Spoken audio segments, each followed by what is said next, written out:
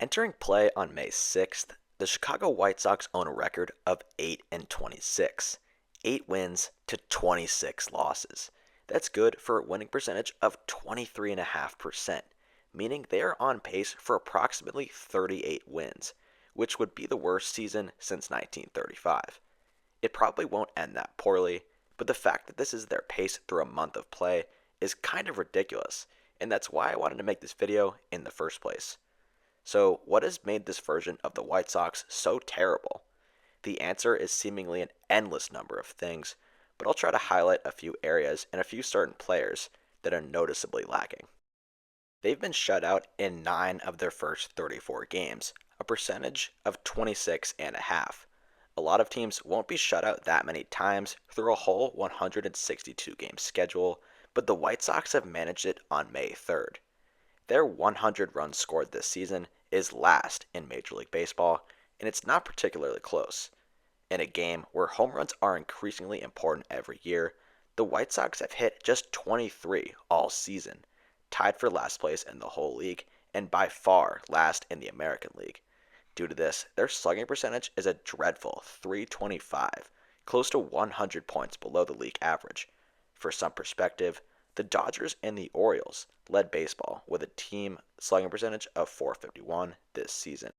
Gavin Sheets is easily the best White Sox hitter that's healthy, posting a 128 OPS plus through 112 plate appearances this season, and helped by 11 extra base hits. Catcher Corey Lee has been good too, but if you look at his career stats, it's easy to make the prediction that this production won't last long. And the last hitter who's healthy right now to be above average according to OPS Plus is veteran outfielder Tommy Pham. Since joining the team on April 26th, he's already recorded 10 hits, 3 of them for extra bases. However, outside of these 3 players, the current offensive healthy players is absolutely abysmal. Andrew Benintendi just received the richest contract in the history of the franchise after the 2022 season, and through 122 plate appearances this year, he's hitting 195 with 4 walks to 23 strikeouts. He was extremely underwhelming last year as well, and it's only year number 2 of a 5-year contract. This might end up as a disaster signing. Andrew Vaughn has had some decent seasons in years past, but definitely not this year.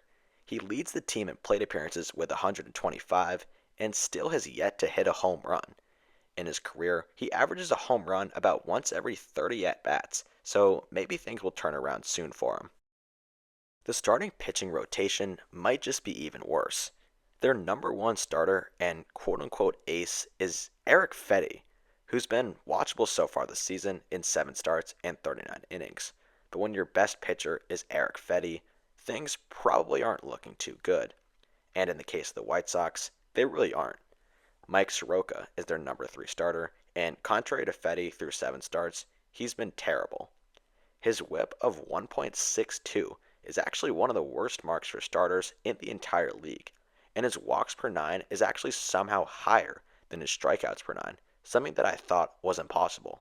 So they have a few good bullpen arms, but there's plenty of bad ones to offset that, and the worst pitcher I could find in their bullpen is unquestionably Dominic Leone.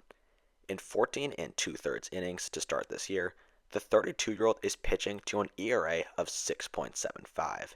He's already allowed 4 home runs in less than 15 innings. There are pitchers who've thrown 40 innings or more and only allowed 1 this season. This guy is absolutely terrible and should be DFA'd. You're telling me they really can't go find someone in AAA that can pitch better?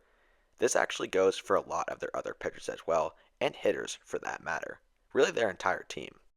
And finally, it's time to talk about the defense.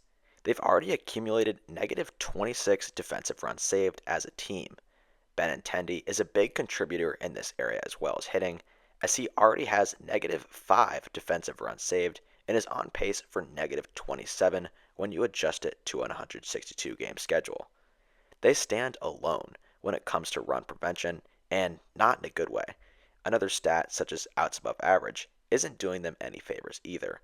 They have 7 players in the negatives to just 3 in the positives. Honestly, to put it simply, they have a lot of guys that can neither hit nor play defense very well, and combined that leads to a lot of L's like the White Sox have. So that's it, and thanks for watching. Like and subscribe if you enjoyed this video. Thank you.